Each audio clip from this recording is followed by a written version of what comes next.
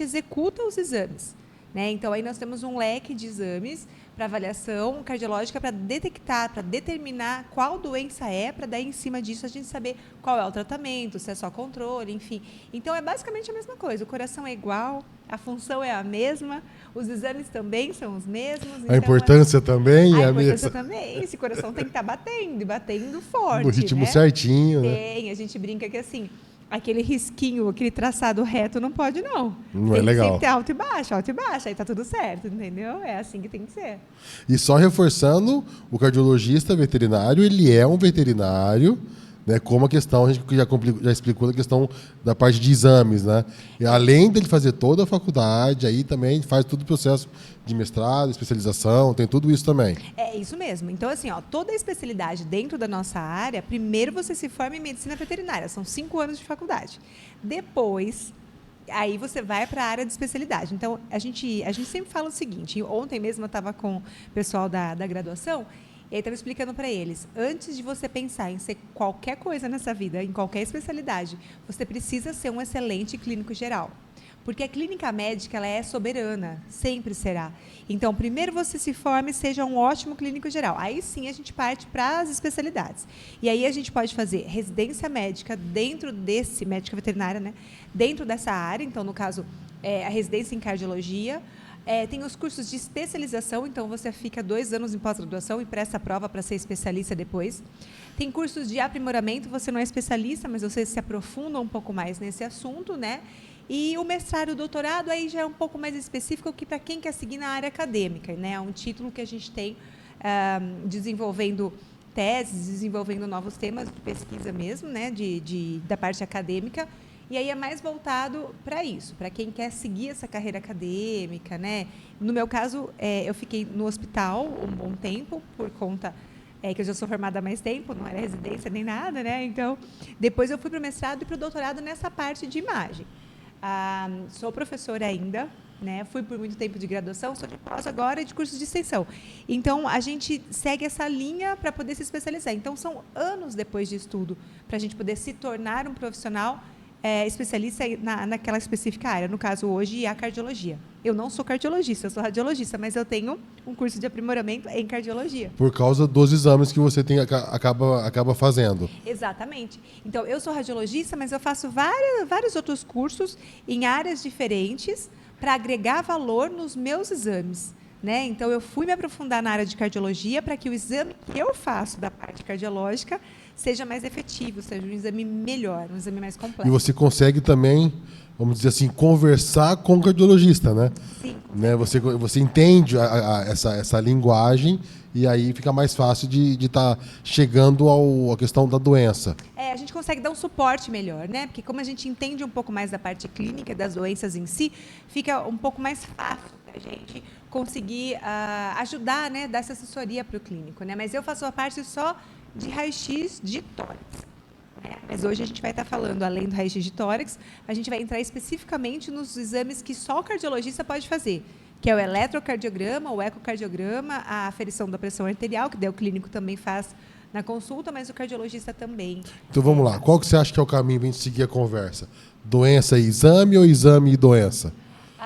Vamos começar com a doença, né? As doenças mais doença. comuns, doenças, raças. Isso, vamos começar o que é mais comum e depois o que é mais sério nos dias de hoje? Eu acho que assim, a primeira informação, que é uma informação assim fundamental para a gente passar para vocês, tutores, é o seguinte: sabe aquele paciente que tem uma tossezinha seca assim, aquele animal e aquela pessoa também, tá? Essa tossezinha seca, é uma alergia, engasgou. Normalmente é coração, principalmente se ela piora à noite. Então, um dos sinais clínicos clássicos de cardiopatia é isso. É o paciente começar com essa tossezinha. Outra coisa.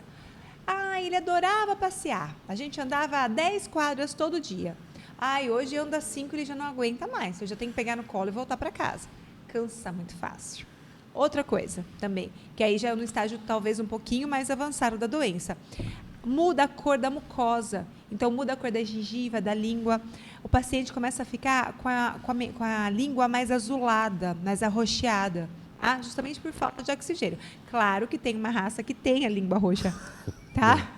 Então, não se esqueçam disso, é uma raça específica. A gente Amanhã tá todos os shows no veterinário. Porque não é, gente. Lembra assim, aquele que tem cara de leãozinho, né? O Chow-Chow, o Chow-Chow. Ele é uma raça que tem a língua azulada. Então, essa é a característica dele. Fora ele, todos os outros precisam ter a língua rosada. Precisa estar vermelhinha, rosinha. Sabe quando a gente fala assim, deixa eu ver sua gengiva, e você olha e vê que está branquinha e fala, você está com anemia? Se você olhar e ver que está azulada, principalmente a língua, está faltando oxigenação.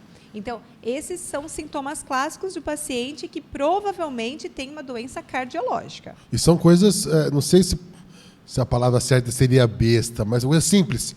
São coisas do dia a dia ali, uma tossinha do nada, um querer caminhar menos. São coisas que a gente acaba deixando passar para depois, né? Depois a gente vê. Então, assim, o legal é estar sempre investigando isso aí. O paciente se cansa fácil, começa a dormir demais, evita brincadeira. Antes corria 10 vezes para pegar a bolinha, agora corre um pouquinho e já se cansa, né? Mas eu falo que a tossezinha, essa tossezinha seca, ela é clássica.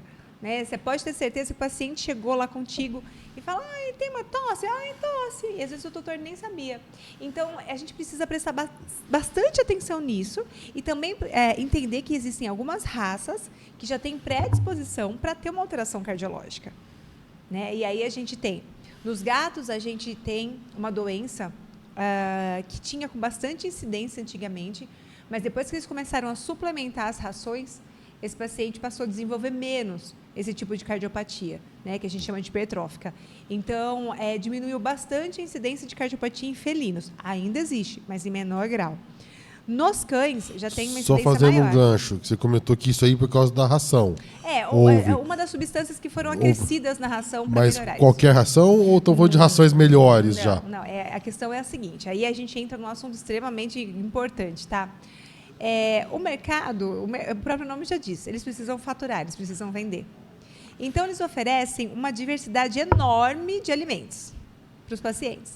E aí, existe uma coisa que eu acho super errada, tá? Que é a classificação do alimento. Aí eles colocam lá assim, alimento premium. Premium não dá a sensação de ser uma coisa muito boa? É péssimo. Alimento premium é um alimento péssimo para o paciente. A gente tem que seguir para uma outra linha, a linha do super premium, que esse sim é uma alimentação adequada, né? E essa alimentação adequada, ela justifica o valor dela porque ela precisa de uma série de nutrientes justamente para evitar uma série de doenças, para manter o paciente em equilíbrio e saudável. Então, não é bobagem. Eu costumo dizer assim... Ainda mais para felino, né? Nossa, ainda mais para felino. Eu costumo dizer assim, que vende no supermercado, esquece, não é bom. Ração do supermercado não é alimento bom para nenhum animal, nem para cão, nem para gato. Então, consulte o seu médico veterinário e ele vai te orientar em relação a isso. Não troquem de ração toda hora, não comprem ração a granel. Sabe, a ração precisa vir embalada, ela precisa vir com uma ótima procedência. Assim como nós escolhemos os nossos alimentos, ninguém vai ao supermercado, por exemplo, comprar fruta e vai comprar uma fruta estragada. Você vai procurar a fruta mais bonita para comprar, não vai? Então, por que você faria o oposto? Não que o alimento vai estar estragado, não é isso, mas a qualidade dele é muito ruim, entendeu? E isso faz total diferença. Então, lembre-se, é muito importante a gente dar uma ração de qualidade. Eu sempre falo assim, você não precisa gastar dinheiro com petisco. Petisco não é necessário. Economiza com petisco e compra uma ração melhor. Investe na ração. Exatamente. Sabe, para quê? Não, eu compro uma ração X lá, baratinha. Não, mas ele come petisco todo dia. Gente, tá tudo errado. Para de dar o petisco e dá uma ração de boa qualidade, porque você vai evitar uma série de doenças, inclusive as cardiológicas, tá? Uma coisa que eu sempre comentei com os clientes é quando mais você gasta com ração, menos você gasta com veterinário. Exatamente, né? Óbvio, né? A conta é boa essa. O animal fica mais saudável e quando ele tem os probleminhas, porque vai ter... Ele tá doente, mas saudável. O corpo está em condições de reagir. Exatamente. A gente medica ali 1, 2 dias e o animal já começa a caminhar sozinho. Então, assim, o fato de ser uma ração boa é sempre a melhor possível, né? E hoje, inclusive, a gente tem as rações de tratamento, inclusive a cardiológica. Sim. Então, paciente que tem problema nos rins tem ração específico para isso. Paciente que tem problema no fígado tem ração específica para isso. São rações de tratamento. Ouçam, de tratamento. Só um médico veterinário que pode receitar para vocês, tá bom? E voltando nisso, então. Então, gato em menor incidência, cão em maior incidência. né? E aí nós temos assim, ó, raças muito específicas. Falando das mais comuns hoje, as que a gente fala que raça é cíclica, né? Ela vai e volta. Então tem uma época que a gente tem mais raças, depois elas costumam sumir e voltam, enfim. A gente teve a época dos poodles, hoje a gente tem menos, e poodle tem muita cardiopatia. Então 80% dos poodles tende a desenvolver a doença. Então você em casa que tem um poodle, já leva ao médico veterinário e começa a fazer o check-up. E só um adendo também, né? Ele vai há 20 anos, né? Poodle vive muito, é uma maravilha. Né? Poodle tem a tendência de viver bastante. Ele vai indo, né? Ele não quer. O corpo se vira que eu não quero ir embora. Graças a Deus, né, que vive bastante. Mas eles são cardiopatas, a maior parte deles, então tem que prestar atenção nisso. E Spitz tem bastante cardiopatia. Shih Tzu. Então, os animais pequenos estão desenvolvendo bastante cardiopatia.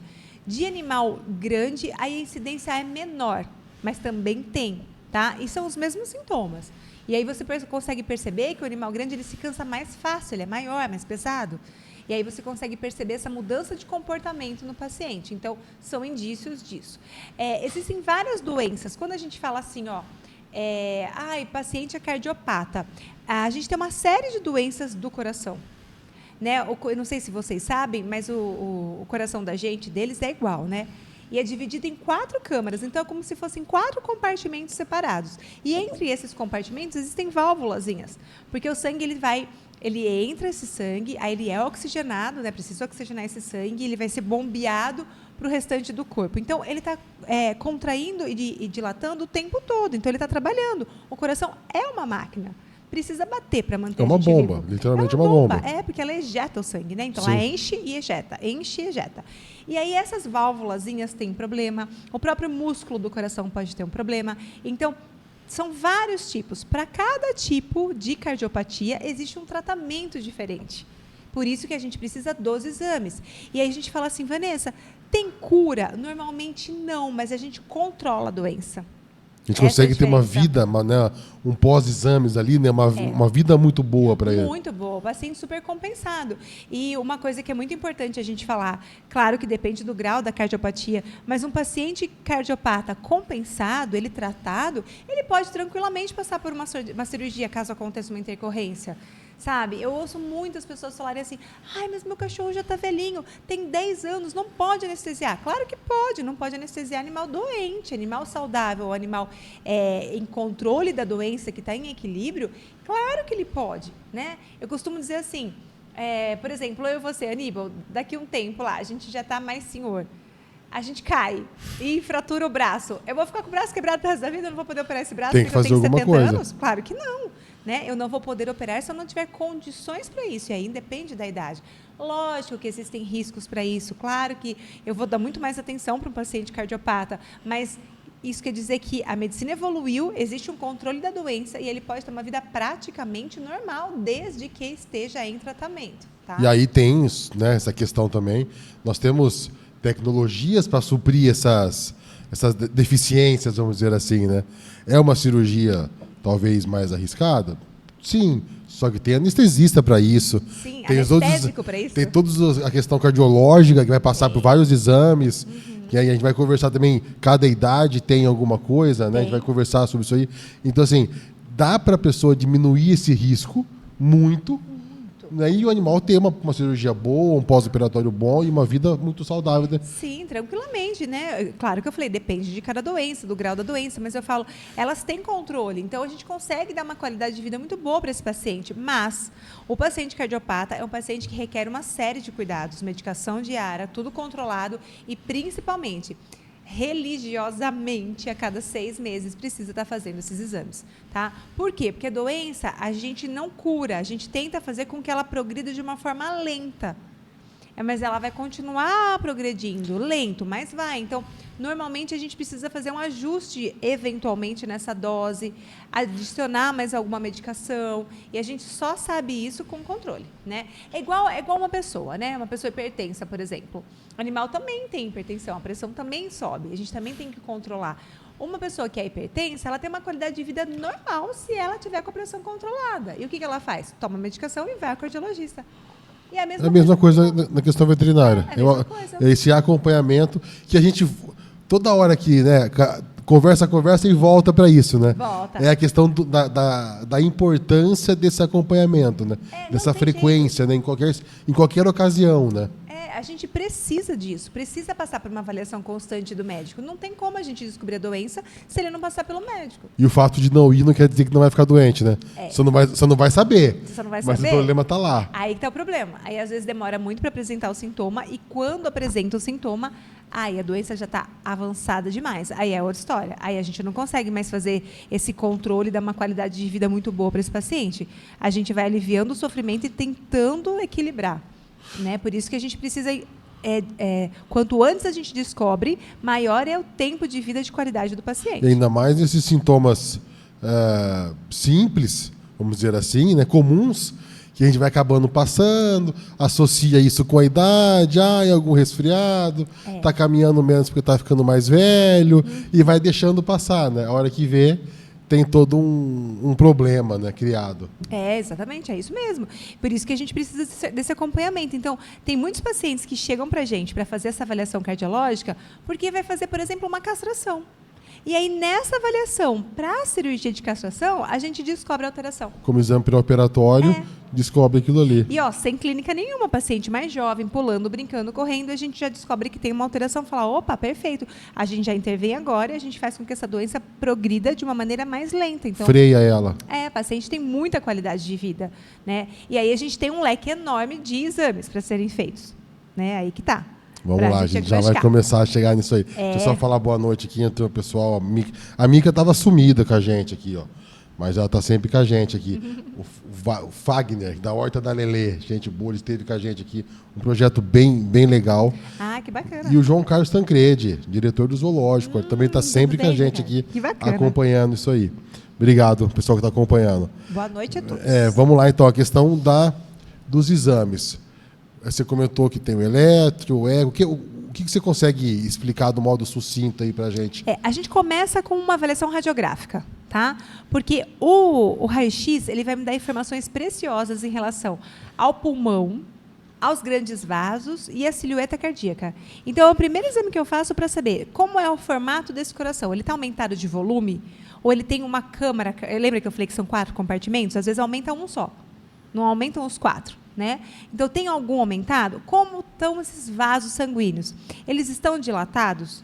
O fígado está grande porque está congesto, porque o coração não consegue bobear, então vai acumulando sangue nesses órgãos? Então, tudo isso eu consigo ver pelo raio-x, inclusive alterações pulmonares. Por quê? O coração, conforme ele vai tendo problemas na hora de bater, na hora de contrair, por conta da doença, muitas vezes esse paciente fica com o pulmão cheio de líquido, ele descompensa. Então, é grave isso. Forma um edema pulmonar, uma efusão pulmonar de origem cardiogênica. Então, quer dizer que é o coração que está levando a um problema pulmonar. Não é uma pneumonia, não é uma infecção, não é um processo inflamatório. É o coração que está levando a um problema no pulmão. Só fazendo um gancho, a gente falou da importância de exames, né? Aí está aí a prova da importância de realizar todos os exames que tem que ser feito, né? Porque você, às vezes, está procurando uma coisa...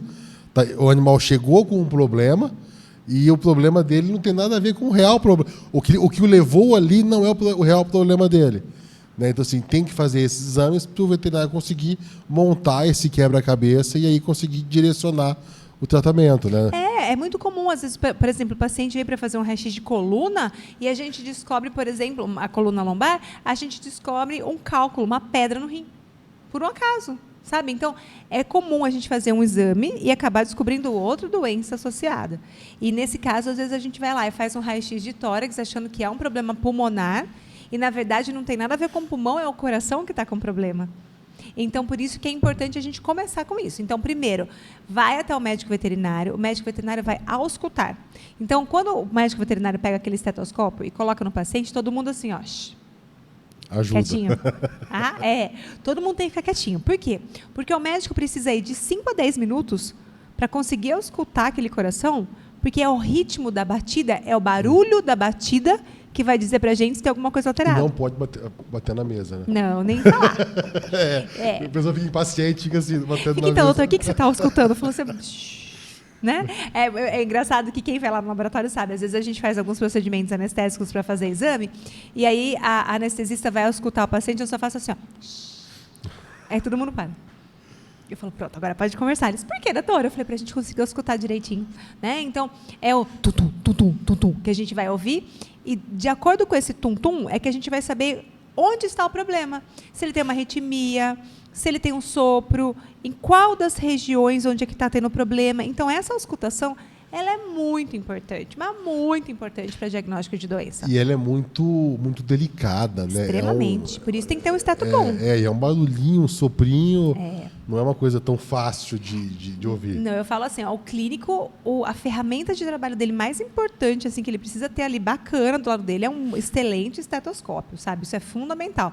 A gente precisa ter um equipamento que nos dê recursos para que a gente consiga realmente escutar. E treinar o ouvido, né? Sabe assim, eu lembro que... Agora eu faço pouco isso porque eu faço exame, mas eu sempre lembro que era assim, eu auscultava, eu parava, até fechava o olho para auscultar. Sabe assim, para concentrar naquilo e para eu conseguir determinar de acordo com o som que eu estava ouvindo, a alteração que tem. Então, isso, a primeira coisa é essa. Aí, o médico vai ouvir e vai falar assim, tem alguma coisa errada? Tem um sopro, porque faz um tsh, a gente vê um tsh no final. Tem um sopro, tem uma arritmia, né? Vamos fazer exame. Então, começa com raio-x de tórax, aí a gente faz esse raio-x para ver tudo isso que eu falei. Grandes vasos, o volume do coração, para ver se tem um aumento de átrio ou de ventrículo, para a gente avaliar no geral, para saber a qualidade desse pulmão, para saber se já não tem líquido, ou está tendo extravasamento de líquido do coração para o pulmão. Tá? Mas eu não consigo, pelo raio-x, ver dentro do pulmão. Isso eu não consigo ver. E aí a gente vai para os exames específicos da cardiologista. Então, a aferição da pressão arterial, que a gente pode fazer na clínica, o médico veterinário também faz durante a consulta, e a gente também faz na consulta cardiológica durante o atendimento. O eletrocardiograma, que é aquele que tem um traçado, por isso que eu falei que tem que ir para cima e para baixo, precisa, porque se tiver retinho, não é legal. Não está vivo? Não é legal. Não pode, entendeu? Então, existe um traçado correto de acordo com o batimento. E aí, a gente faz o ecocardiograma. O que é o ecocardiograma? É o ultrassom do coração. Aí, eu vejo o coração por dentro. Tá? Então, mas eu só vejo o coração, eu não consigo ver pulmão, porque o pulmão tem ar. E o que tem ar, o ultrassom não vê. Por isso que a gente casa o exame com raio-x. Então, pelo menos raio-x, eco e eletro, eu preciso fazer, porque a aferição da pressão faz na consulta também. Por que a gente precisa desses exames? Cada um avalia uma coisa diferente. E o raio-x, ele é específico na questão cardiológica. Quando vai ao pedido para você... Cardiopulmonar. Não é na mesma... muda para você se é uma radiografia de costela ou se é de coração? Muda, porque é assim, ó, pelo raio-x, por exemplo, como que a gente faz o raio-x? Quando a gente fala de raio-x, as pessoas têm um medo, um pavor, porque elas aprenderam errado. Elas acham que é medicina nuclear, que tem radiação, produto radioativo lá dentro. Gente, não tem. Raio-x é só energia. Produto radioativo tem na medicina nuclear. Tá? A gente não trabalha com medicina nuclear. É só energia. Então, eu posso morar naquela sala. Claro que eu tenho que me proteger, é que eu estou trabalhando, disparando com equipamento. Fora isso, a sala está super protegida, não tem problema algum. E aí, o que acontece? A energia produz o raio-x. Só que o raio-x ele tem força de penetração, ele tem quantidade de radiação. Por isso que eu tenho que regular aquele equipamento antes de fazer cada raio-x. Então, vamos lá. O osso não é denso. O pulmão é como se fosse uma esponja cheia de ar. Então, o pulmão não é um órgão denso, é um órgão bem, imagina, uma esponjinha, certo? Essa esponjinha que a gente usa para tomar banho, que é bem fofinha. E aí o osso é duro, é rígido. Eu não posso colocar a mesma força em um para o outro, entendeu? Então, se eu vou avaliar a coluna, é um raio-x que precisa ser mais forte para poder sensibilizar o osso. Se eu vou avaliar pulmão e coração, a técnica é completamente diferente. É outra técnica. São raios com menos força, porque senão eu não consigo avaliar a aparência. São exames com parâmetros totalmente diferentes. Sim, a regulagem da máquina é completamente diferente. Por isso que é muito importante... Não dá para fazer um só de corpo inteiro, avaliar tudo. Por uma série de razões, não só por isso. O do corpo inteiro a gente não pode fazer, porque, por exemplo, o raio-x ele não sai reto, ele sai aberto assim, ó, em leque. Então, se eu faço uma área muito grande, eu só consigo ver a imagem real que está no centro, o resto sai tudo oblíquo. Então, sai totalmente distorcido. Então, está tudo errado. E outra, se ele tem força para penetrar naquelas estruturas para sensibilizar, como é que eu vou ver pulmão e osso na mesma radiografia? Se eu for ver o osso, eu perco o pulmão, não enxergo nada de pulmão. Se eu for ver o pulmão, eu perco todo o detalhamento do osso, porque, entendeu? Então, não dá. Então, o raio-x é por segmento. O tórax é só tórax. Eu só vou... Claro que eu vou ver um pouco da parte óssea, claro. Aparece também. Mas eu falo, a técnica é exclusiva para pulmão e coração. Acaba perdendo qualidade, né? Não dá para fazer um exame daquilo ali. Exatamente. A gente consegue ter uma avaliação geral, mas não é específico para aquilo, porque a técnica é completamente diferente. São estruturas de densidade completamente diferentes, tá? Então, a gente começa com isso, com um raio-x, que vai me dar essa dimensão de volume de coração, de vascularização, de alteração, comprometimento pulmonar secundário, que é o pulmão, é o coração que está levando a um problema no pulmão, tá? Não é uma pneumonia que dá. A partir daí, a gente vai para os outros exames. Então, o eletrocardiograma, aquele que a gente gruda uns eletrodozinhos, e aí a gente vê um traçado, isso daí avalia o quê? O batimento do coração. Então, eu vejo como ele está funcionando, para saber se o ritmo dele está correto, para eu saber se tem alguma batida irregular, vamos dizer assim, para vocês entenderem. Essa é a função do eletro. E aí o paciente tem que ficar calminho, tem que estar deitadinho de lado, relaxadinho, tranquilo, para o coração também relaxar e a gente conseguir. Eu tenho um exemplo super bacana para falar para vocês, para verem como essa parte de relaxamento é importante. Em casa, minha irmã tem uma cachorrinha, a Demi, e ela é enlouquecida de amor pela minha irmã e por mim também. Ela gosta de todo mundo, mas eu e minha irmã, ela tem um amorzinho maior. E aí, quando ela vai fazer, porque ela sempre faz check-up e tal, ela já está com 10 anos, então, a cada 4 meses, ela vai lá para a gente fazer uma avaliação geral nela, que ela tem alteraçãozinha nos rins e nunca descompensou. O que isso quer dizer? Ela tem uma alteração horrorosa pelo ultrassom no rim, mas o rim dela funciona perfeitamente, porque a gente trata ela desde 6 meses de idade, para você ter ideia. Então, é por isso que ela está com 10 anos e está perfeito em funcionamento. O rim é muito feio. Imagina um rim horroroso no ultrassom. Mas funciona super bem por causa disso. Ela nunca sofreu por causa disso? Não, ela nunca descompensou. O rim nunca passou a funcionar errado. Funciona normal, mesmo estando alterado, porque a gente faz esse acompanhamento, esse controle nela, né? E aí, quando ela chega lá, mesmo estando com a minha irmã, a gente vai aferir a pressão dela sempre está alta, está alta, está alta. Eu entro na sala, converso com ela, baixa. E olha que a gente tem cromo e aromaterapia, mas ela sabe que eu estou lá. Porque ela conhece, então ela está me esperando. Então, assim, sempre eu tenho que estar lá junto. E é clássico, ela chega no laboratório, ela vai direto para a minha sala, porque ela sabe que eu estou lá. Então, tipo, cadê a tia Van? Eu vim aqui, ela não está. Ela fica ansiosa me esperando. A hora que eu entro na sala, converso com ela e faço carinho, a pressão vem e normaliza. Então, isso é muito importante, a gente manter o paciente calmo, porque senão vai dar alterado. E aí volta, que você acabou comentando, na importância daquele tratamento que vocês fazem, né? Aquele acolhimento que vocês fazem, tanto para o dono se acalmar, quanto para o animal se acalmar também. Exatamente, os dois precisam estar calmos, porque o tutor nervoso, o animal também vai ficar. Sim. O tutor ansioso, o animal também fica, não adianta. E aí, o que a gente faz? Com aroma, com cromoterapia, com toda a forma de atendimento que a gente tem lá, direcionada para isso, a gente consegue proporcionar um relaxamento, uma tranquilização do paciente, para que a gente consiga fazer esses exames, para que eles tenham resultados reais, né, e não alterados por conta do ambiente, da agitação, de alguma coisa. Da agitação do paciente. Exatamente. Então, claro que tem paciente que chega mais agitado, né? Às vezes está com medo, às vezes ele já é mais agitado por natureza. Mas você imagina só, eu preciso avaliar a frequência cardíaca. Aí o paciente chega assim, ó, dá para a gente conseguir fazer um exame? Não dá. Né? A gente coloca o transdutor fica assim, ó. Aí você não consegue nem formar a imagem na tela. Como que você vai fazer o raio-x? Aí a gente tem uns truquezinhos, por exemplo, né? Quem vai lá sabe. Eu falo assim, ó, quando eu pedir para você, assopra no narizinho. O paciente enche o pulmão, você assopra, ele para. Aí eu consigo disparar para fazer o raio-x. Sabe? Eu falo, só assopra assim. Então o tutor está aqui segurando, faz assim, ó, assopra no narizinho, ele para de respirar por 2 minutinhos, o pulmãozinho continua cheio e eu consigo fazer o raio-x. Para o eletro, para o eco, aí tem que acalmar mesmo. Então, a gente pede para fazer carinho, a gente canta.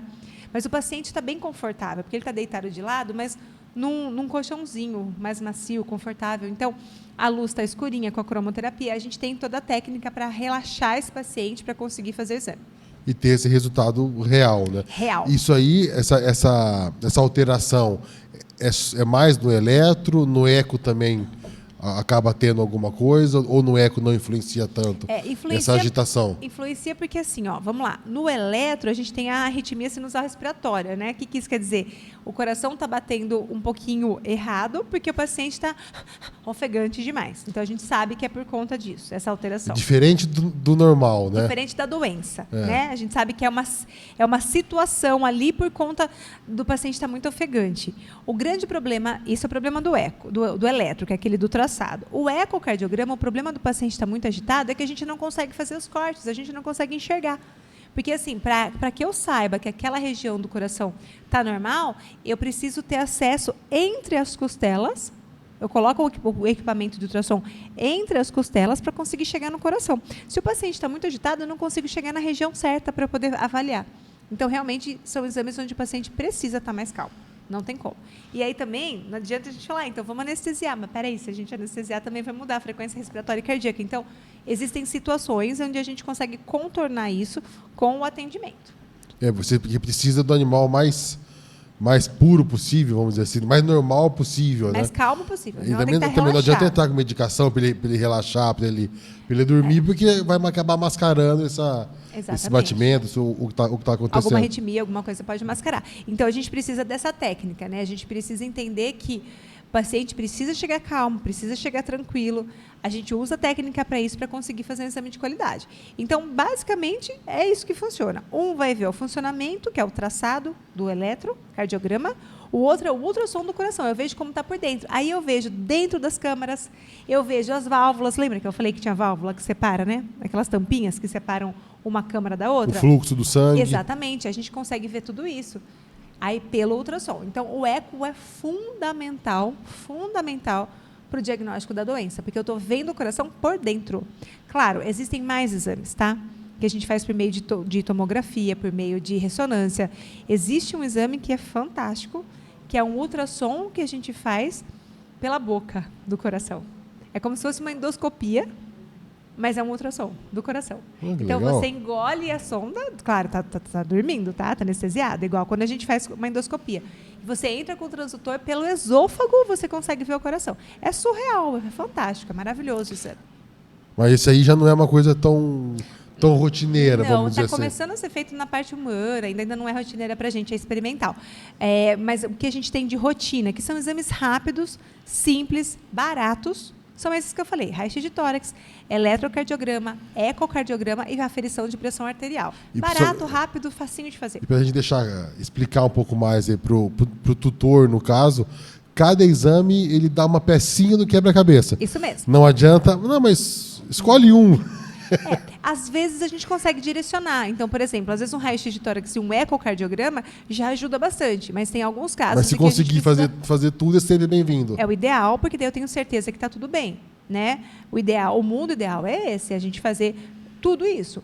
Mas depois também que a gente diagnostica a doença, a gente não vai ter que fazer todas as vezes. Aí a gente direciona. E você já sabe aonde procurar, né? Já sabe. Então, assim, a cada 6 meses os pacientes voltam só para fazer um ecocardiograma, não faz os outros. Só afere a pressão arterial para saber se está em controle. Então, raramente vai chegar um paciente a cada 6 meses e ter que fazer todos os exames, os 4 de novo. Não, a gente vai direcionando. Né, para o tratamento clínico, normalmente não é necessário a gente repetir tudo isso. Porque você fez uma vez, depois você só vai fazer aquilo que tá mais alterado e tal. A não ser que esse paciente descompense. Aí é diferente, né? Tem que entender o porquê que ele está descompensando. O que é descompensar? É quando o paciente tem uma doença e está tudo funcionando normal por meio dos medicamentos. De repente, ele piora. De repente, ou a doença grava, acontece alguma coisa que ele fica mal. Isso é descompensar. É um paciente que tem a doença e piora. Aí a gente tem que agir rápido. E aí, nesse caso, ele não vai lá para fazer um check-up, um retorno de exame ou um check-up. Ele vai lá para tentar entender o que está acontecendo. A gente vai descobrir por que ele piorou de repente. O que aconteceu que esse paciente piorou de repente? Nossa, a doença agravou e aí o remédio não está sendo suficiente? Ou então não, teve um fator de estresse muito forte aqui, uma mudança de temperatura muito forte. Essa onda de calor que a gente teve há poucos meses atrás, onde a gente bateu mais de 40 graus, e infelizmente muitos pacientes vieram a óbito. Principalmente os cardiopatas, os que tinham problema no coração e nem sabiam. A gente acabou perdendo muito paciente assim. Nossa, mas sabe aquela história de assim, eu vou falar uma coisa super polêmica agora aqui. Vamos voltar com as polêmicas, tá? Cachorro não morre de infarto agudo do miocárdio, igual a gente. Não morre. Essa história de que meu cachorro não tinha nada, ele infartou e morreu. Mentira. Isso não existe. É polêmico. É super polêmico, tá? Mas todo mundo que se entende de cardiologia sabe que isso é fato, tá bom? Esse paciente que tem uma morte súbita, ele tem uma parada cardiorrespiratória, por isso que ele morreu, tá? Por que a gente fala isso? Porque os vasos sanguíneos no coração, eles são muito, do cão, ele é muito mais ramificado, como se fosse uma raiz de árvore. Então, ele tem, sim, infarto. Só que os infartos que ele tem são tão pequenininhos. Sabe assim, o que é o infarto? Faltou um pouquinho de sangue numa parte do músculo do coração. Só que faltou numa área tão pequenininha que não é o suficiente para causar uma parada cardíaca, para ele virar óbito. Diferente da gente, que quando acontece, pega uma área muito grande da musculatura do coração e aí você pode virar óbito, sim. Então, o animal não morre de infarto agudo do miocárdio. Não morre. Ele morre de uma cardiopatia que levou a uma parada cardiorrespiratória. Então, esse paciente ou tinha alguma malformação, alguma degeneração dessas válvulas, ou uma doença cardíaca já um pouco mais avançada, que levou a uma parada cardíaca e ele morreu. Mas alguma coisinha é para ter. Com certeza. A não ser em casos extremos, por exemplo, de trauma, de envenenamento, aí é outra história. Sim. Mas falando de coração em si, não vai acontecer. É assim, ele já tinha uma doença que não tinha sido diagnosticada e, normalmente, o tutor é que não percebeu, não sabia e não procurou ajuda. E aí, por exemplo, chegam dias de jogo de futebol, o paciente é medroso, aí solta um monte de fogos de artifício do lado da sua casa. De repente, o paciente está lá, morto. Aí a pessoa fica desesperada e fala, nossa, meu cachorro infartou por causa dos fogos. Não, seu cachorro tinha um problema no coração e o estresse dele agudo, o medo, desencadeou uma parada cardiorrespiratória e aí não conseguiu, teve essa parada porque o coração já estava doente. Já tinha algum probleminha? Já tinha. Aquele estresse todo ali poderia ser uma corrida, ser um dia mais quente, sim. Alguma coisa só desencadeou aquilo ali. Infelizmente, você já ouviu falar que quando idoso é assim, né? Que quando faz muito frio ou muito calor, infelizmente, eles acabam vindo a óbito. Nos animais é a mesma coisa, não muda nada, tá?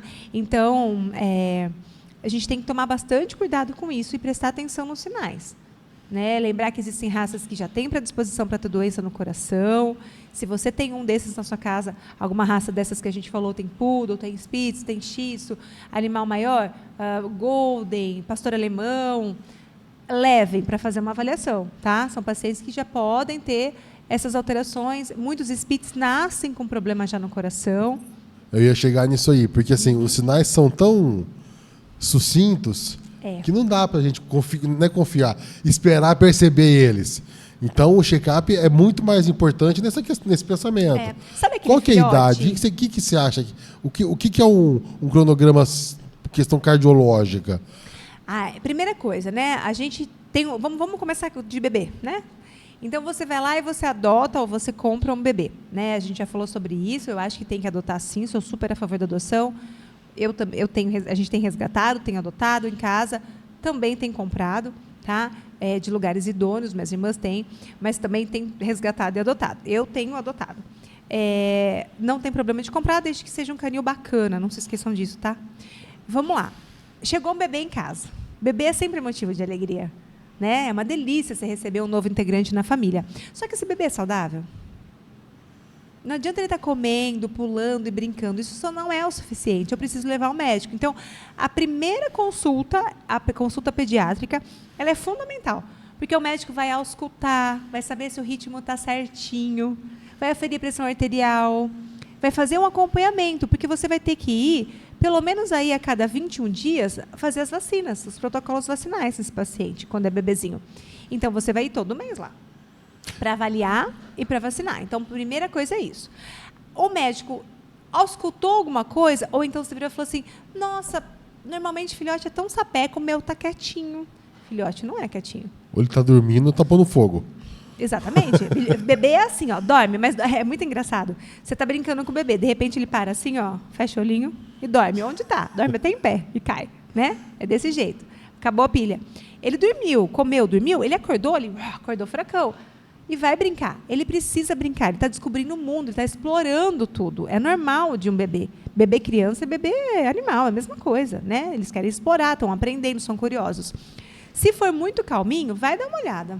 Pode ser que já tenha nascido com uma doença no coração. E aí o médico vai indicar, então, para fazer o quê? Um raio-x de tórax e pelo menos um ecocardiograma, desculpa, que é o ultrassom do coração que vai detectar uma má formação. É o ultrassom que vai detectar, tá? E algumas anomalias também a gente consegue o auxílio no diagnóstico pelo raio-x. Aí a gente descobre isso. Descobriu isso, é um tipo de tratamento. E alguns até cirúrgicos, tá? Existem alguns tratamentos que precisam de correção cirúrgica, quando nasce com alguma alteração. O rei disso é o Spitz. Como o Spitz nasce com problema o Spitz está voltando, né? Você falou da questão cíclica, o Spitz está voltando aí, né? Ele está lá, bombando ainda, né? Ele está bem forte. Tá bem forte no auge ainda. Tá sim. Spitz e Shih Tzu, eu acho que são as duas raças que mais tem. York também tem bastante, né? Raças que sumiram, por exemplo, Rottweiler, você já quase não vê mais. Poodle, Cocker. Eu tinha Cocker. Você não vê mais Cocker. Cocker faz anos. É muito difícil. Boxer. Então, Doberman. Sabe? O Pinscher fica lá firme e forte. Né? O Pinscher fica. E agora tem mais o quê? Piquinês, que tinha muito, está começando a voltar. Chihuahua está voltando.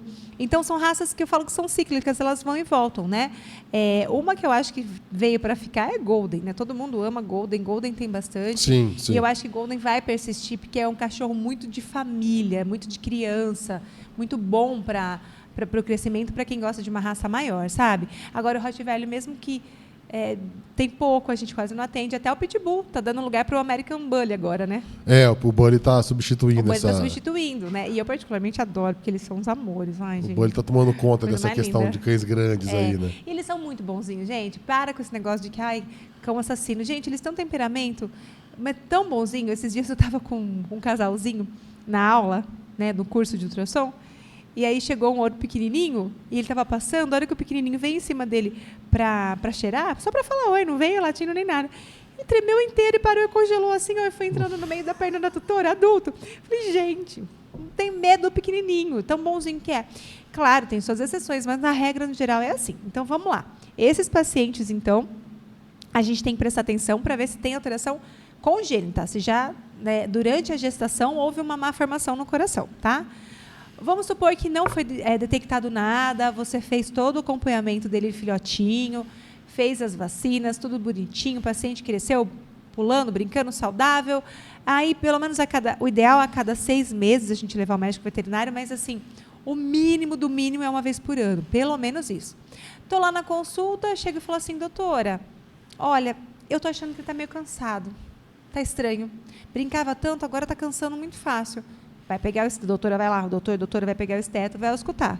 Olha, realmente, parece que o coração dele não está funcionando direito. Vamos fazer os exames. Uma coisa legal nessa questão aí é que a gente pergunta para o tutor, fica perguntando para o tutor algumas coisas, não é má vontade do veterinário. É o oposto. É que o tutor é o que mais conhece. Então, assim, ele está diferente. Qualquer coisa diferente, para o tutor, ele percebe. Para o veterinário, não. O veterinário não tem contato. A gente não conhece. Então, né? assim, qualquer coisinha, eu acho que ele latiu diferente, ele demorou mais para correr, jogou a bolinha, ele pensou em ir. São pequenos detalhes que ajudam o veterinário a tomar decisão. Muito. Por exemplo, vamos dar um exemplo. A gente vai ao médico, né? O que você faz quando você chega ao médico? O médico não chega para você e fala, o que está acontecendo contigo? O que você está sentindo? Aí você não responde nada. O médico fala... O que você está sentindo? Aí ele fala, tá, e agora? O que eu vou fazer contigo? Vou ter que te virar do avesso, porque eu não sei o que você tem. Então, é a mesma coisa com a gente. O animal não fala para nós. Então, eu preciso que o tutor preste atenção no comportamento do animal e nos passe isso. Então, nossa, ele está quietinho. Nossa, a língua dele está ficando roxa. Sabe? Ele está cansando muito, ele está tossindo. Ele muda o comportamento. À noite aumenta, diminui de manhã. Olha, sabe o que a gente ouve bastante lá no laboratório? A pessoa falou assim, eu não consigo dormir à noite de tanto que ele tosse. O paciente relaxa, deita, vai tossir mesmo, não tem jeito. O coração está grande, está comprimindo ali uma parte do pulmão, né? E tosse. E fala, não consigo dormir. Eu já sei, fala assim, cardiopata? A gente já consegue, não que a gente não vá avaliar o paciente como um todo, claro que vai, mas a gente tem que direcionar. Lembra que eu falei que exame responde uma pergunta?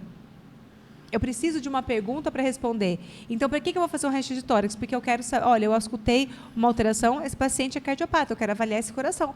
Me diga, doutora, para mim, esse coração está normal? Eu preciso disso. Eu vou te responder. Não, não está normal. Tem uma alteração em tal lugar, ele está aumentado de tamanho. A gente tem medidas para fazer pelo raio-x, a gente mede. Né? No eco, a gente faz uma série a gente vê o fluxo, a gente vê o tamanho da camada, a gente vê a espessura da parede do coração, enfim.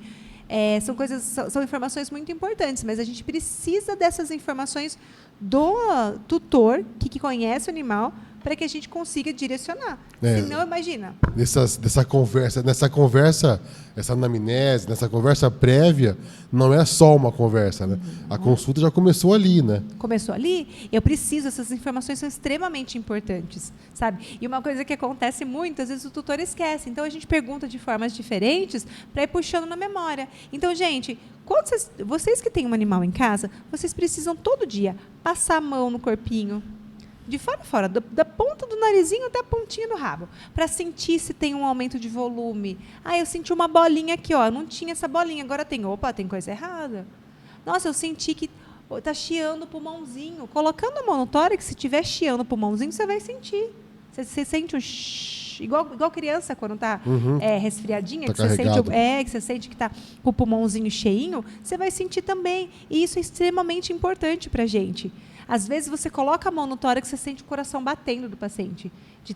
Com um sopro tão grande que está, com uma arritmia tão grande que você sente assim, o coração batendo na tua mão. E você fala, nossa, o batimento cardíaco está errado. Então, essas são informações extremamente importantes que a gente precisa ter e passar para o médico veterinário para conseguir encaixar a pecinha para fechar o diagnóstico. O tutor ele não precisa saber o certo e o errado. Mas o diferente ele vai saber. Isso mesmo. Né? Assim, tá diferente, alguma coisa mudou. Uhum. E aí passa o pepino pro veterinário, pro médico, que vai ajudar a resolver. Uma vez, foi um casal lá no laboratório que chegou para mim e a moça foi fazer um ultrassom e ela falava assim para mim, ela tá diferente. E aí o dono falava assim, tá nada, minha mulher tá louca, e dava risada. Tá normal, o cachorro tá brincando, tá pulando. Ele falou, não, eu conheço a minha cachorra, ela tá diferente. E ele falava, não tá, ela tá ficando louca, e dava risada, sabe? Um casal super gente boa, e eles riam junto, eu falava, não tá, doutor, eu pedi para fazer um ultrassom justamente por isso. Sabe que ela tava? Gestante, e eles nem sabiam. E tava diferente. Tava diferente. A doutora percebeu. O tutor não, mas a doutora falou. Ela falou, sabia que tinha alguma coisa diferente. Ah lá, tem bebê. E eles nem sabiam que ela estava gestante. Então, o tutor cuidadoso percebe qualquer mudança de hábito, principalmente no gato. Gente, gato é tudo igual, todo dia. Tudo igual, todo dia, tudo igual, todo dia. Super metódico. Mudou, tem coisa errada. Gato, a gente tem problema para mudar o pote de água, né?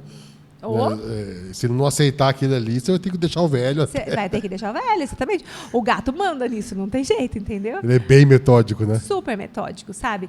E ele escolhe um canto, aquele canto é dele, ele escolhe um lugar da casa, ele quer aquilo todo dia igual. Eu quero dormir aqui, nesse cantinho aqui, ó. É aqui que eu quero. Aí você puxa ele para cá, ele vai e volta lá. Ele fala, não, eu quero dormir aqui. Então, a gente precisa sempre estar atento a esses sinais. Eles dizem para a gente, os animais, eles falam para a gente, ó, não estou bem, estou doente.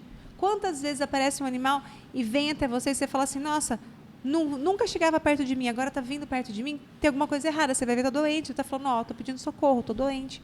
Então, prestem atenção nesses sinais. Eles vão ser extremamente importantes para a gente conseguir diagnosticar. Então, lembra, linguinha roxa, né?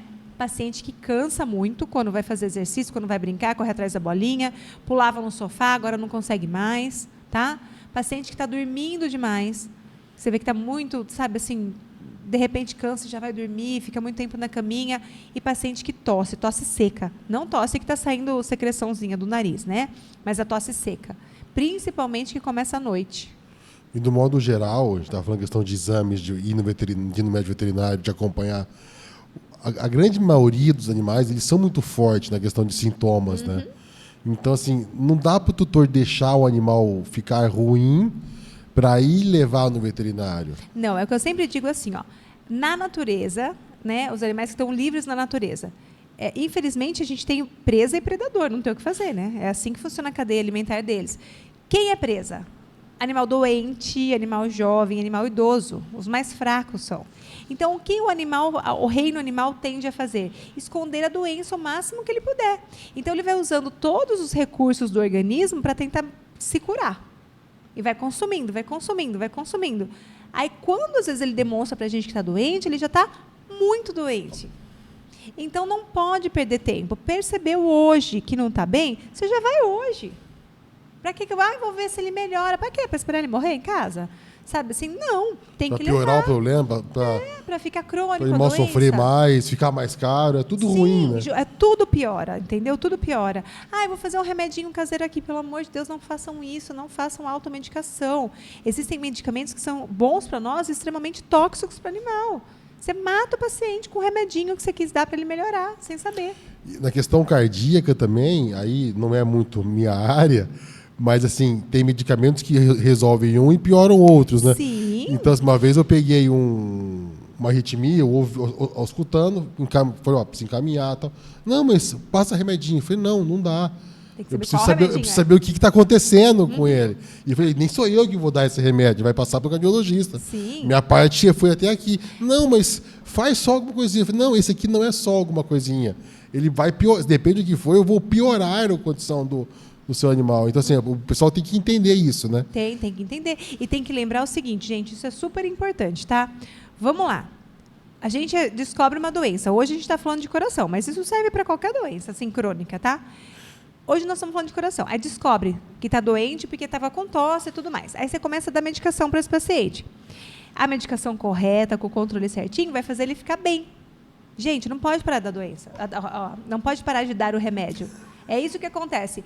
Ai, doutor, eu parei de dar o remedinho do coração porque ele estava ótimo. Ele está ótimo porque ele está tomando remédio. Se ele parar de tomar remédio, ele vai ficar ruim. Tem remédios normalmente pior ainda do que estava antes. Nesse caso, é contínuo. Tem remédios que são contínuos. Toda medicação contínua, o nome já fala, é para sempre. Você não pode parar de dar. Você não pode pular um dia e dar no outro dia. É todo dia, no mesmo horário, rigorosamente. Não adianta, porque a doença ela fica controlada com a medicação. Sem a medicação dá problema. Isso vale para alterações psicológicas que precisam de tratamento psiquiátrico com medicação contínua, sabe? Isso vale para pacientes que têm problemas crônicos em fígado, em rim e principalmente no coração. Só fica bem porque está medicado. Tirou a medicação, vai ficar ruim. E às vezes não é só voltar a tomar e volta ao que dá. Imagina. Né? Isso pode, essa parada pode gerar outros problemas, né? Pode agravar demais a doença. Aí, por exemplo, ele tomava um remedinho por dia. Essa paradinha sua vai fazer com que ele tome 2 ou 3. Sabe assim? E vai agravar a doença. E às vezes o paciente não melhora. Ele vai amenizar um pouquinho, mas não vai ficar bom como estava antes. Então, assim, não adianta. Medicação controlada, o nome já diz. Medicação contínua é para tomar sempre, no horário certo, todo dia. Quem vai mudar a medicação se houver necessidade ou parar? É o médico, que vai avaliar e pedir exames. Olha, agora vamos diminuir a dose, para ver se controla. Agora vamos dobrar a dose. Agora vamos acrescentar esse ou tirar esse. É só o médico que pode fazer isso, jamais o tutor. O tutor, me veio um pensamento assim, ele tem todo o direito de escolha, o dever de escolher no veterinário, um médico que ele goste. Isso mesmo. A partir dali, ele tem que confiar na pessoa. Claro. Não adianta, ele passou tal coisa, eu vou lá no Google, ou vou ler bula, né? Não, e aí vai questionar, não, ou confia, beleza, segue. Não confia, vai achar algum que você confie. Olha, se você lê a bula de qualquer coisa, você não toma nada. Não, nem água. Exatamente. Sabe assim, porque você vai ficar em pânico. Por quê? Porque a bula, claro, ela tem que orientar. Mas ela fala de todas as possibilidades de algo de errado que possa acontecer, de efeito colateral daquela medicação. 1 bilhão ele coloca lá, né? Precisa colocar, não tem como, né? A forma da farmácia se proteger, da indústria farmacêutica. E orientar também. Só que não é assim. O medicamento ele vai ser bom para alguma coisa. Ele veio para ajudar a tratar ou para curar. Então, existe efeito colateral? Sim, mas qual é o efeito desejado? É a cura, é o controle. Então, isso a gente tem que lembrar, tá? E aí só o médico é que pode tomar essa decisão. Por isso não que adianta. Existe dose, tem todo... Não é uma coisa, acho que vai ser isso aqui, toma lá e vê. É de acordo com o peso. Aí, por exemplo, o paciente é cardiopata, né, ele tem uma alteração no coração e está gordinho. Gente, a obesidade leva a problema no coração, tá? O paciente pode ter nascido normal, o coração tá lindo. Se ele é obeso, ele vai ter problema no coração. Força mais, né? Problema no pulmão, no coração, nas articulações. Ontem mesmo a gente estava dando uma palestra sobre isso. Sobre o que a obesidade faz. O tanto de problema hormonal endocrinológico que faz. E uma das consequências graves é a alteração no coração. Tá? Então, aí o paciente começou a tratar o coração. E falou, vai ter que entrar na dieta, ele precisa perder peso. Aí ele emagrece. Ele vai ter que tomar a mesma dosagem que ele tomava antes? Não. Porque a dose é de acordo com o peso, certo? Então, se ele está pesando 10 quilos, eu vou dar lá 1 de dose. Mas aí, vamos supor, ele perdeu 2 quilos, ele está pesando 8. Ele não vai mais tomar 1, eu tenho que reduzir essa dose. E um detalhe, o pessoal confunde muito isso. Ah, mas é só 2 quilos. Não, é 20% do peso dele. É Gente, muito. Ó, 1 quilo num animal pequeno corresponde a 7 quilos numa pessoa. 1 quilo num animal grande igual o Golden corresponde a 3,5 kg numa pessoa. É mais ou menos essa analogia que a gente faz. Então, você emagrecer 7 quilos não é bastante? É bastante, gente, 7 quilos, né? Então, 1 quilo nesse animal é proporcionalmente a isso. Então, faz uma diferença enorme, né? Então, não se esqueçam disso. Tudo tem que ser ajustado. Perdeu peso, ajusta. Ganhou peso, ajusta. A dose tem que tomar mais medicação, não tem jeito, é de acordo com o peso, a dose dependente. Esses pequenos detalhes fazem toda a diferença para o sucesso do controle do paciente que é cardiopata. Tá? Então, é o controle, a gente diagnostica a doença, diagnosticou a doença, vai começar a tomar medicação. Tem paciente que tem uma alteração bem levinha que ainda não precisa medicar, que a gente só vai monitorando, sabe? Vamos supor, precisa de medicação. Começou com a medicação, ele precisa, no primeiro mês, acompanhamento contínuo para saber se está fazendo efeito, se a dose está correta, se a medicação está correta, se ele está melhorando. Aí depois a gente vai espaçando para mais tempo, até chegar num controle de 6 meses.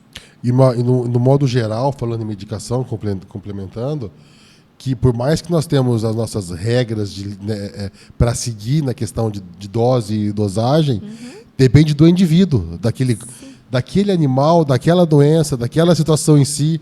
Então, assim, o médico veterinário, ele escolhe, com os parâmetros que ele tem, com o quebra-cabeça que ele tem, ele escolhe um ponto de partida e aí ele vai abaixar ou aumentar. Sim. Não é que ele está errando, ele está ajustando para aquele animalzinho. Para aquele indivíduo, né? Não tem aquela história assim, ó, de você falar assim, nossa, eu adoro chá de camomila. Aí você vira para mim e fala assim, nossa, eu não posso nem chegar perto de chá de camomila porque cai minha pressão. É indivíduo. Chá de camomila não é saudável? Para mim faz bem, para você faz mal. Quem vai saber se pode tomar ou não? O médico, não tem como.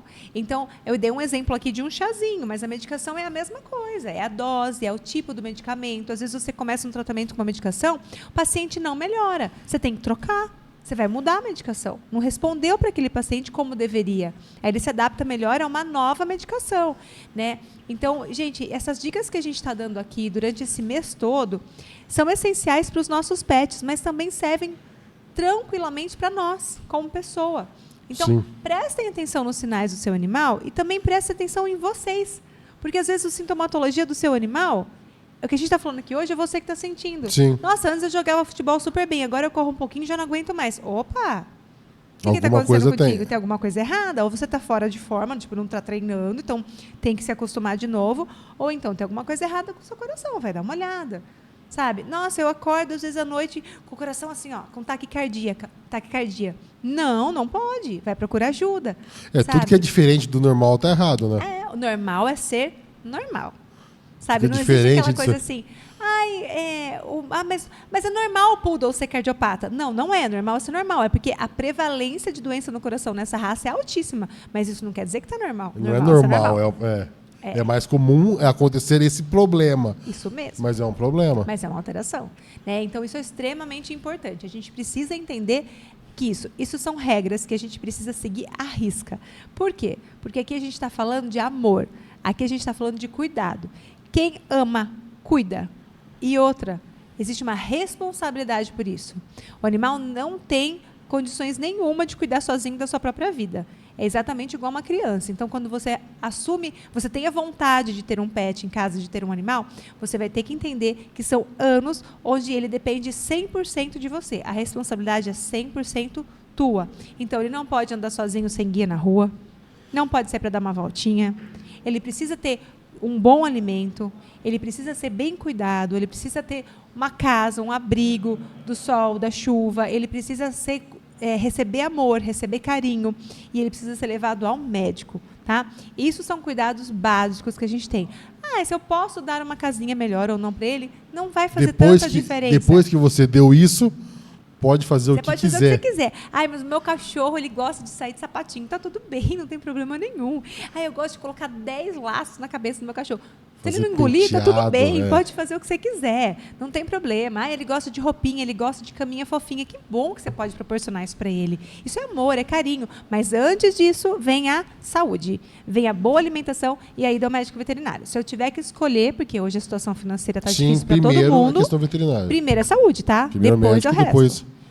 Ele lembra de uma coisa, gente, isso é muito importante. O animal, ele não tá nem aí se você para sua situação financeira. Ele não quer saber disso. Tanto faz se você é rico, se você é pobre, para ele não faz diferença nenhuma. Ele quer amor, ele quer carinho, ele quer cuidado. Sabe? O animal é fiel, é leal a gente. Ele não quer saber que carro que você tem, que cama que você dorme, onde você mora. Isso para ele pouco importa. Ele quer você, ele quer carinho, ele quer atenção. Ele precisa de uma boa alimentação. Então, é isso que tem que contar. Tá? Tem um animal em casa. Independente da situação financeira que você tiver, faça a poupança do animal. Lembre, ele é um ser vivo. Todo ser vivo fica doente. Não tem jeito. Tá? Vai ficar doente, não tem o que fazer. Então, para você não se pegar desprevenido e falar, nossa, ficou doente, a conta ficou um pouco alta. É o que eu falei. É muito mais barato do que a medicina humana. Mas ela existe. Aqui na região vai abrir, que bom, um hospital público, né, em Santa Bárbara. Parece que está aí no final das obras. Eles têm um projeto para isso, sim. Tem um projeto para isso. Sim. Ótimo. Para você que acha um animal na rua, para você que está sem condições financeiras de cuidar, leve até lá, sabe? Faça isso, cuide dele com amor e com carinho, né? Mas lembre disso. Mas eu consigo, Vanessa, guardar R$5 por mês, está ótimo, guarde. Você vai precisar disso. Porque você vai usar isso. Você vai usar isso um dia. Você entendeu? Não tem como, você vai usar. E nessa questão aí que é mais interessante, mais importante, o exame preventivo. Exatamente. Porque você consegue se programar, para daqui 2 meses eu vou lá, vou gastar mais ou menos tanto, vou parcelar e tal, mas você consegue se programar. Exatamente. Porque o animal ficar doente de um dia para o outro, você vai ter que se virar. Então, assim, a gente aqui tem que se preocupar com a saúde do seu animal. Você em casa precisa se preocupar com isso, em ter os bons cuidados, em fornecer um alimento de qualidade e levar até o médico para ser examinado com frequência, né? Justamente para isso, para zelar pela boa saúde dele. Isso é o mais importante. É isso aí. Só fazendo um gancho que eu acho importante, que você comentou na questão do tratamento, que adaptar a dose, talvez mudar o remédio e tal. E me veio algumas situações onde o tutor ele troca de veterinário muito fácil. O veterinário começou a questionar algumas coisas, mudar a dose, ajustar. O tutor troca muito fácil no meio do tratamento. E isso é extremamente ruim. O fato do médico estar trocando o medicamento, ele não está errado. Às vezes aquilo ali não deu certo naquela situação. Ele está tentando ajustar isso aí. E por que eu estou falando isso? Porque às vezes o tutor ele não paga um exame a mais, só que ele vai levar em outra consulta. Então, assim, ele restringe uma coisa e depois leva em outra. Então, assim, tem que confiar no médico. Acho que essa que é a grande questão. Eu acho que a questão é a escolha, sabe assim? A escolha A escolha. Então, porque assim, o médico do seu animal é igual ao pediatra do seu filho, tá? Você precisa ter empatia com ele, ele precisa estar disponível para você e, acima de tudo, ele precisa ser competente, tá? Então, começa por aí. Qual é a sua formação? Eu só fiz faculdade, então, não, é pouco. Você precisa ter feito mais, está estudando, né? Como é que está seu nível de aprimoramento? Começou por aí. Você é competente? Ótimo, já descobri que ele é competente. Boa. Ele é bacana? Ele é acessível? Ele tem empatia comigo? Porque às vezes a pessoa é competente, mas não casou. Não casou, não deu certo, você entendeu? Também tem isso. Às vezes deu super certo, mas a pessoa não é competente, está errado? Não dá. Então, primeira coisa, escolha um bom médico. Escolher um bom médico, você tem todo o direito de ter uma segunda opinião. Isso tá tudo certo. Mas confie no que ele está te falando e faça certinho o que ele te pediu. Mas sem podar o primeiro, né? Sabe assim, sem podar. Aí você quer uma segunda opinião? Claro, leve tudo o que está sendo feito no seu animal. E leve tudo, todos os exames, tudo que está tomando, e leve para uma segunda opinião. Está tudo bem. E aí você vai lá, olha, está tudo certo, está tudo bem. Ou então, olha, não, minha visão é diferente daquele. Mas enfim, trate, cuide. Não pare de dar medicação por conta. Não fica pingando de médico em médico. É ruim. Esperei uma semana. Não serviu para nada. Vai para outro, vai para outro. Aí, o que acontece? Aí a pessoa chega no quarto médico e fala assim, eu não vou gastar mais nada. Eu já paguei 4 consultas e fala assim, tá, mas a gente precisa de exame? Como é que a gente vai saber o que tem? Pagou 4 consultas e só tem hemograma. Porque eu não quis fazer ultrassom, não quis fazer outras coisas. Aí o que adiantou? Aí agora a gente está sem diagnóstico, você gastou um monte de dinheiro que não era para ter gastado por culpa tua, sabe assim? Então, realmente... Isso é real. É real, isso Acontece é real. muito isso. É o que eu falei, você tem todo o poder de escolha. Escolha quem você quer. Você gostou, confiou naquela pessoa? De novo, ela é competente? É, ótimo. Então, vamos continuar ali, tá tudo bem. Ah, não rolou, não tive uma empatia. Tudo bem, procure outro, mas siga o tratamento correto. Faça o que ele te orienta. Ninguém melhor do que o médico vai saber te orientar, tá? Um médico competente.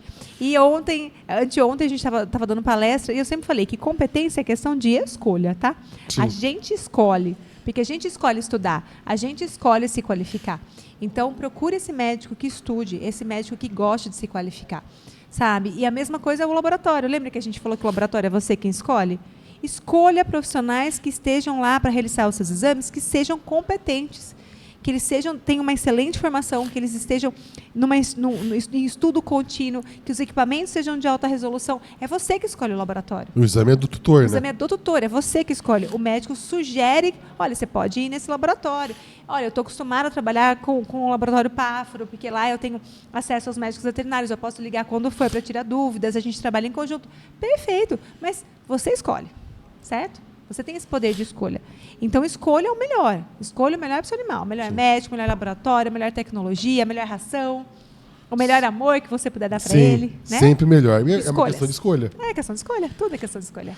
Infelizmente, a gente está indo agora realmente para o final, né? Já o final de mais um, né? Não do último, né? Mas do último desse mês. Desse mês, é. Né? Logo a gente volta com outros assuntos, outras certeza. conversas, porque acho que foi um bate-papo muito legal, esclareceu muito, mas com certeza gerou outras dúvidas. Então, assim, tem muita coisa para falar.